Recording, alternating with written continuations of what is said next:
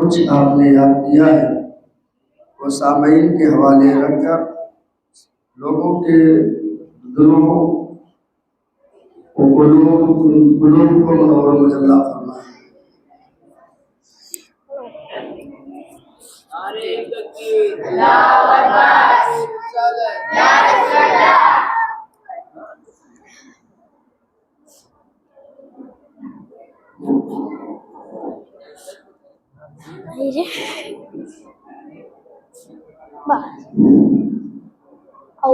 بسم اللہ الرحمن الرحیم۔ السلام علیکم ورحمۃ اللہ وبرکاتہ۔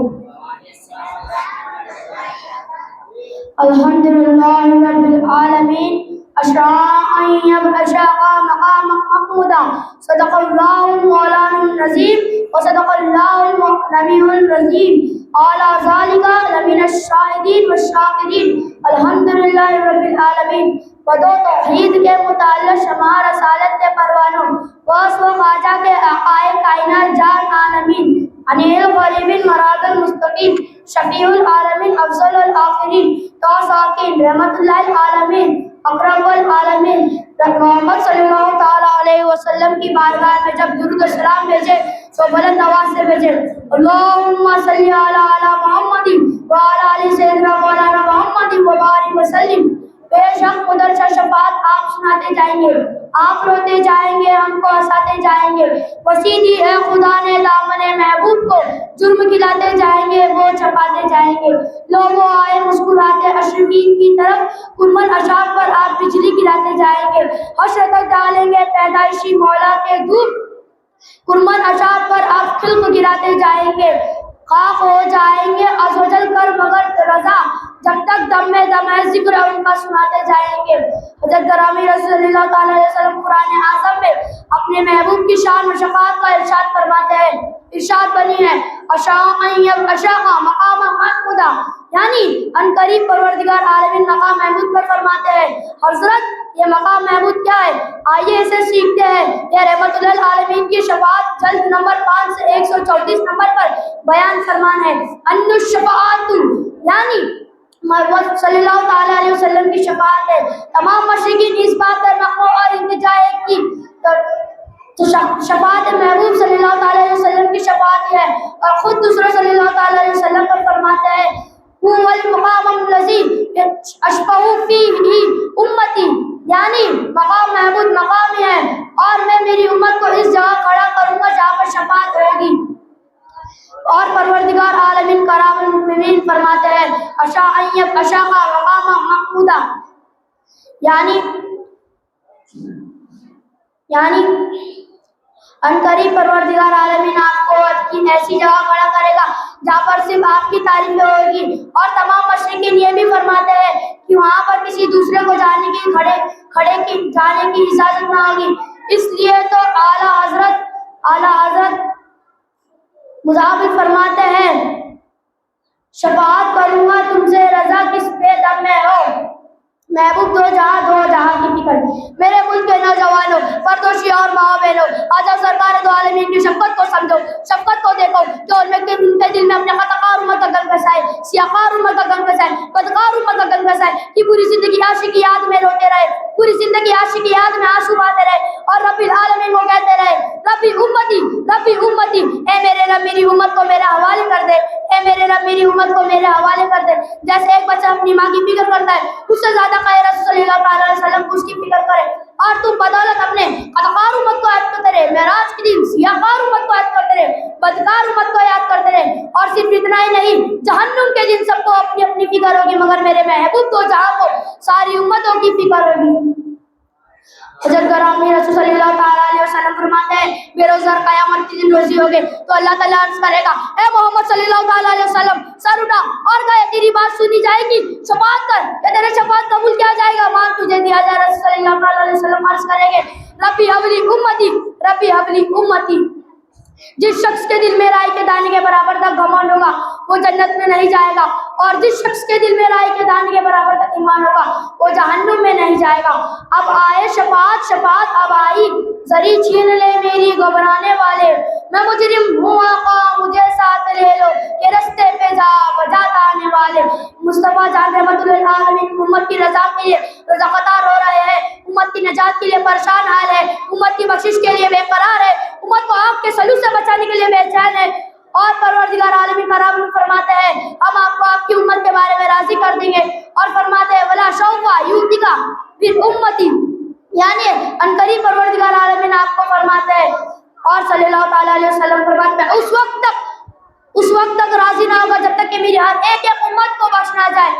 پھر بیان ہوگا حضرت ہم نے تو آپ سے تکیلا نہیں کیا، پھر بھی مجھے میری قسم ہے میں ہر ایک شخص کو جہنم سے نکالوں گا جس نے اپنے دل سے لا الہ الا اللہ محمد رسول اللہ تعالیٰ علیہ وسلم کہا ہو۔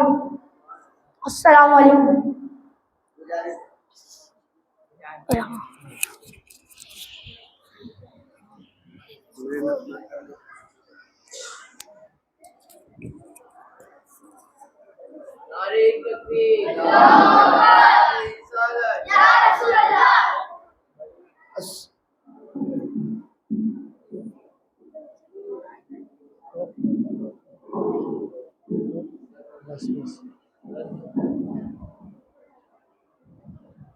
السلام علیکم ورحمۃ اللہ وبرکاتہ۔ بسم اللہ الرحمن الرحیم۔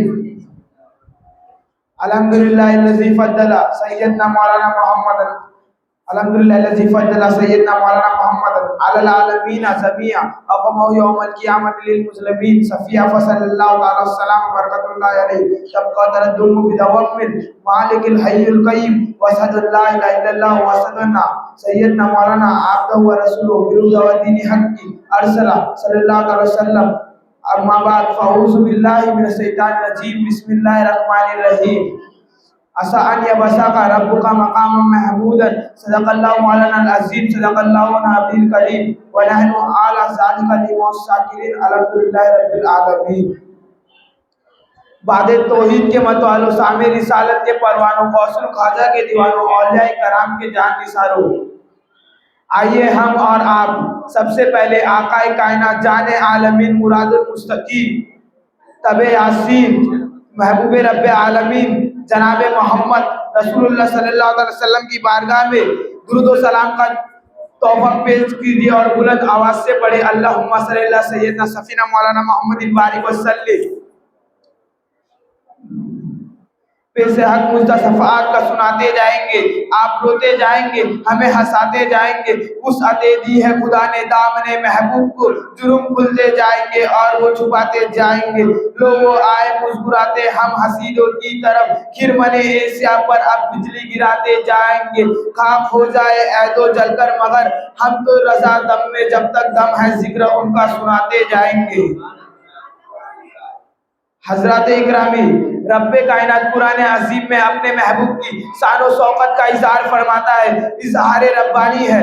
عسیٰ ان یبعثک ربک مقاما محمود، یعنی ان قریب مقام پروردگار عالم آپ کو مقام محمود پر فارغ فرمائے گا۔ یہ مقام محمود کیا ہے؟ آئیے اسے سمجھیے۔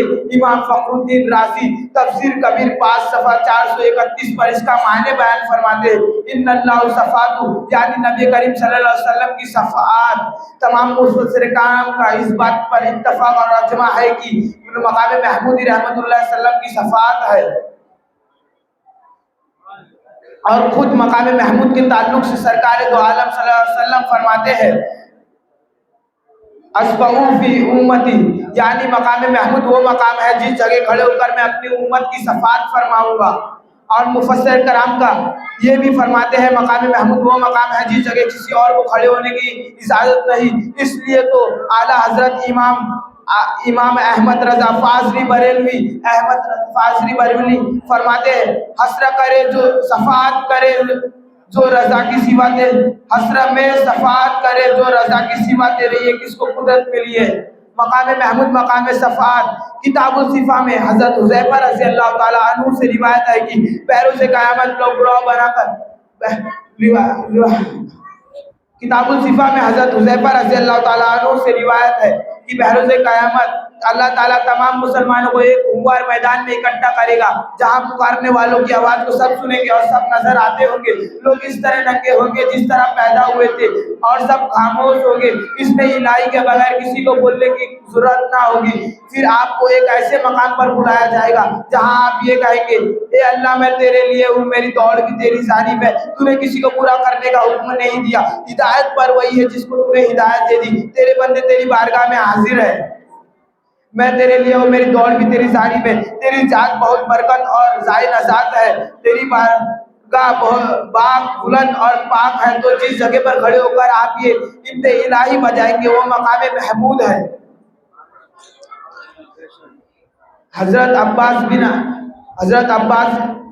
بن علی کا بیان ہے کہ میں نے حضرت ابن عمر رضی اللہ تعالیٰ عنہ کو فرماتے ہوئے سنا کہ بہروز قیامت لوگ گروہ بنا کر اپنے اپنے نبی کی بارگاہ میں حاضر ہوں گے اور عرض کریں گے حضور ہماری شفاعت فرمائیے. یہاں تک کہ شفاعت کی بات سرکار دو عالم صلی اللہ علیہ وسلم تک آپ پہنچے گی. بس اس روز آپ شفاعت فرمائیں گے اور اللہ تعالیٰ آپ کو مقام محمود پر کھڑا کرے گا. بزرگوں اور دوستوں, جب حضرت قائب بن علی سے بھی اس سرکار دو عالم صلی اللہ علیہ وسلم سے جب اس آیت نجات یعنی مقام محمود کے بارے میں پوچھا گیا تو آپ نے فرمایا وہ مقام شفاعت ہے. اور حضرت قائب بن علی کا بیان ہے کہ میں نے سرکار دو عالم صلی اللہ علیہ وسلم کو فرماتے ہوئے سنا یہ وہ مقام ہے بہروز قیامت جب اللہ تعالیٰ تمام مسلمانوں کو اکٹھا کرے گا تو میں اپنی امت کے ساتھ ایک ٹیلے پر ہوں گا اور مجھے میرا رب ایک صحرائی رنگ کا حلہ پہنائے گا. پھر مجھے شفاعت کی اجازت مل جائے گی. بس اس روز میں جن لفظوں میں چاہوں گا بارگاہ خدا بندگی میں پیش کروں گا اور مجھے شفاعت کی اجازت مل جائے گی اور پھر میں شفاعت فرماؤں گا. حضرت عبداللہ بن عباس سے روایت ہے کہ میں نے حضرت عبداللہ بن علی کو فرماتے ہوئے سنا کہ جب دوزخی دوزخ میں اور جنتی جنت میں چلے جائیں گے تو دوزخ میں جانے والے لوگ دوزخ میں اور جنتی جنت میں چلے جائیں گے تو دوزخی لوگوں کا سب سے پچھلا اور جنتی لوگوں کا سب سے آخری جماعت باہر رہ جائے گی. تو دوزخ میں جانے والے لوگ جنت میں جانے والوں سے پوچھیں گے تمہیں تمہارے ایمان نے کیا فائدہ پہنچایا. یہ سن کر وہ اپنے رب کو پکاریں گے اور خوب گریباں جاری اور آہے مار مار کر روئیں گے. ان کی یہ حد درجہ گریباں جاری سن کر جنتی لوگ حضرت آدم علیہ السلام اور انبیاء علیہ السلام کی بارگاہ میں ان کی شفاعت کے لیے عرض گزار ہوں گے لیکن ہر نبی کی جانب سے عرض کیا جائے گا. آخرکار آخری نبی محمد صلی اللہ علیہ وسلم کی بارگاہ میں جب حاضر ہوں گے اور عرض کریں گے حضور ہماری شفاعت فرمائے تو نبی ہمارے شفاعت فرمائیں گے. اس عطے دیے خدا نے دامن محبوب کو جرم کھلتے جائیں گے اور وہ چھپاتے جائیں گے. محبوب دو جہاں کو دو جہاں کی فکر ہوگی. میرے ملت کے نوجوانوں, پردہ نشی ماں اور بہنوں, آئیے نبی کریم صلی اللہ علیہ وسلم کی کمل شفاعت کو دیکھیں, کمل محبوب محبت کو دیکھیں کہ آقا کے دل میں اپنے گناہ کار امت کا درد کیسا ہے, اپنے خطا کار امت کی فریاد کیسی ہے, اپنے بدکار امت کی یادیں کیسی ہے کہ پوری زندگی اپنے امت کے عاصی کے غم میں آنسو بہاتے رہے, پوری زندگی اپنے امت کے گناہ کے غم میں افز و فضل کرتے رہے, پوری زندگی اپنے بدکار امت کو یاد کرتے رہے, پوری زندگی بارگاہ خدا بندگی میں افز و فضل کرتے رہے اور فرماتے رہے رب حبل امتی, اے میری رب میری امت کو بخش دے, اے میری رب میرے امت کو میرے حوالے کر دے. جس قدر ماں کو اپنے اولاد سے پیار ہوتا ہے اس سے کئی زیادہ نبی کریم صلی اللہ علیہ وسلم کو اپنی امت سے پیار ہے. چنانچہ آپ نے بعد وصالت اپنے گناہ گار امت کو یاد کیا اور بعد ولادت اپنے گناہ گار امت کو یاد کیا. اتنا ہی نہیں, بعد وصالت بھی اپنے خطا کار امت کو یاد کیا. اور اتنا ہی نہیں, بہروز قیامت سب کو اپنی اپنی فکر ہوگی لیکن محبوب دو جہاں کو دو جہاں کی فکر ہوگی.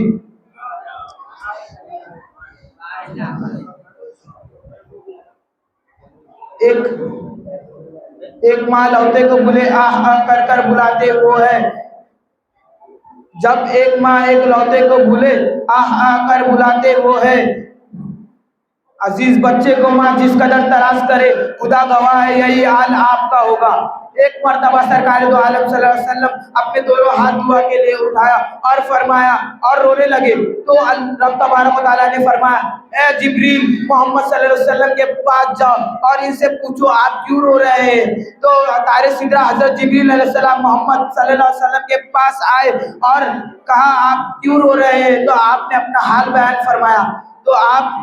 تو حضرت جبریل علیہ السلام نے بارگاہ الہی میں عرض کیا، تو رب تبارک و تعالیٰ نے فرمایا اے جبریل محمد کے پاس جاؤ اور ان سے کہہ دو کہ ہم تمہاری امت کے بارے میں تمہیں مایوس نہیں کریں گے اور تمہیں راضی کر لیں گے۔ وسعت دی ہے خدا نے دامن محبوب کو، جرم کھلتے جائیں گے اور وہ چھپاتے جائیں گے۔ لوگوں آئے مسکراتے ہم حسیدوں کی طرف، خرمن ایشیا پر اب بجلی گراتے جائیں گے۔ حسر تک ڈالیں گے ہم پیدائش سے مولا کی دھوم، مثل فارس نزد کے کیل گراتے جائیں گے۔ خاک ہو جائے عہد و جل کر مگر، ہم تو رضا دم میں جب تک دم ہے ذکر ان کا سناتے جائیں گے۔ السلام علیکم ورحمۃ اللہ وبرکاتہ۔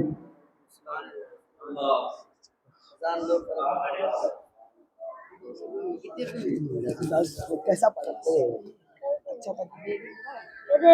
دیکھیے ادھر یہ مجاہد دیکھیے نماز بعد اچھا پڑھا